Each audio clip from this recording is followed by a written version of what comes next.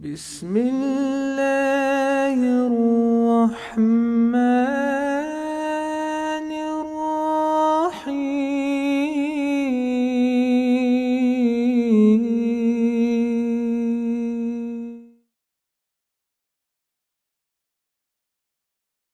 Right, so what age is recommended for one to start fasting? I'd say comfortably about 35. Right, the thing is, look, it's difficult really to set an age, okay? I know some of the madhabs like the Shafi'iyya and some people they set at the age of 10 or at the age of this and that. But in all honesty, when a person is pubescent, when the person has entered puberty, at that stage, the obligation is upon the child, who no longer is now, from an Islamic perspective, is now treated as an adult. That's not the same as all, obviously, statutory kind of rulings. But from an Islamic faith perspective, the child is seen now as a kind of quasi or a young adult who has certain discernment, they can distinguish, they can make certain judgments on certain things, they can recognize, and they are now liable for performing certain acts of worship. So praying, as an example. So there is a hadith now where Aisha radiallahu anha says that three people, rufi al-qalamu an thalatha, that three people have the pen lifted.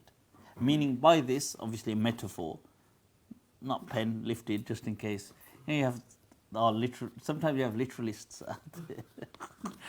Pen lifted, but they have the pen lifted. Liability is removed. Okay, and amongst them, an-na'im hatta yastayqidh, a person who's sleeping, for example, as-sabi hatta yahtalim. Okay, the child until he or she enters puberty, and al-majnoon hatta ya'qil, okay, and a person who has a bout of insanity, an insanity attack, until they return or regain their sanity. Right, now, so once again, you have to kind of just gauge it and understand it. You've got to have that kind of understanding, really.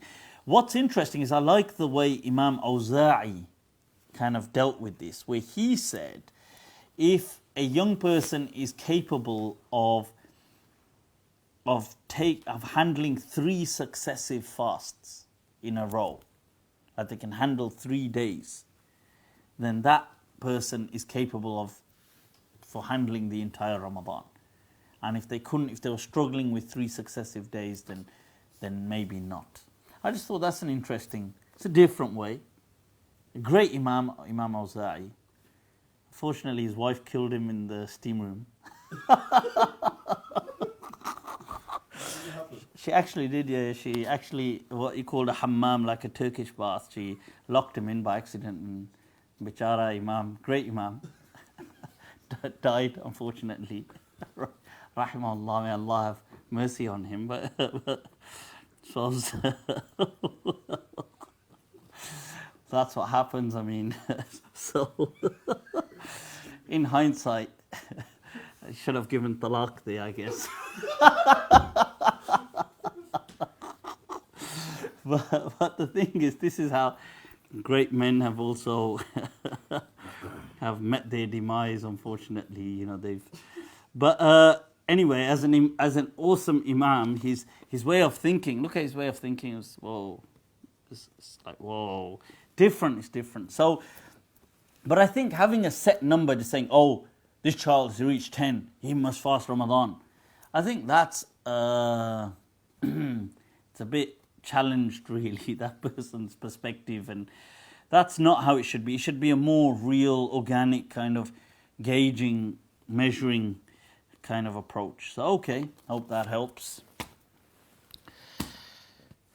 Whew. At school. Mm-hmm. So sometimes when children, I'd say, even in secondary school, children want to fast and they're very fasting, and teachers have actually complained that the child isn't really concentrating at school, looks tired, and and they've actually told parents off for allowing them to fast. And For secondary school? Well, mainly primary school. Primary. I think primary school kids really shouldn't be pushed on them. Like, primary school... But a lot of time, because they see parents get up in the morning... Yeah, I think if they want to... I think if they can handle it, then there's no harm in it. I think one way, and including many of the Salaf is transmitted, would do things like that as well. They would sometimes... Their kids would fast with them, and they would let them go with it as long as they can handle it. So if during the day they would say, all right, I'm too hungry now, they would just give them food. Okay. So there's nothing wrong in doing that. If the kids are, like, you're right, kids will probably be eager, say, yeah, everybody's waking up, I want to wake up, I want to fast, and if they want to try it out, although right now in the UK, days are very long. But I mean, let's say winter time or whatever, autumn time or springtime or whatever. So the kids want to try it, and I don't think there's any harm. I think if it's getting to them, then they should just be given food and told that, look, no, do it on weekends or something, and different days where they can rest a bit, because it's going to be a long day as well for kids, I take it. So, right, okay, should we go next question.